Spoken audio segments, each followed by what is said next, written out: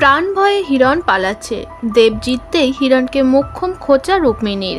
না, মুখে কিছু বলেনি, তবে শেয়ার করেছে একটি ছবি, যে ছবিতে দেখা যাচ্ছে এক ক্ষিপ্ত বাঘের মুখ থেকে কোনো রকমে পালাচ্ছে এক হরিণ। চোখে মুখে আতঙ্কের ছাপ স্পষ্ট। ছবিটি যে ইঙ্গিতবাহী তা বলার অপেক্ষা রাখে না। ঘাটাল আবারও দেবের। এই নিয়ে 3 বার ঘরের ছেলে ঘরে ফিরলেন। বিদায়ী সংসদ আবারও সংসদ। 2024-এর লোকসভা নির্বাচনে হাই ভোল্টেজ কেন্দ্রে ঘাটালে বিজেপি প্রার্থী হিরণ চট্টোপাধ্যায় ওরফে হিরণকে প্রায় 1.5 লক্ষ ভোটে হারিয়ে আবারও ছিনিয়ে নিলেন ময়দান। প্রেমিক জিততেই ছেড়ে কথা বললেন না প্রেমিকা রুক্মিণী মৈত্র। এমনিতে রাজনীতি ময়দান খুব একটা দেখা যায় না তাকে, তবে এই উচ্ছ্বাস চেপে রাখতে পারলেন না তিনি। ভোটের প্রচারে দেবকে কম কটাক্ষ করেননি হিরণ। রাজনৈতিক সৌজন্য বজায় রেখে মুখ খোলেননি দেব। এবার সেই বদলায় কি নিলেন রুক্মিণী?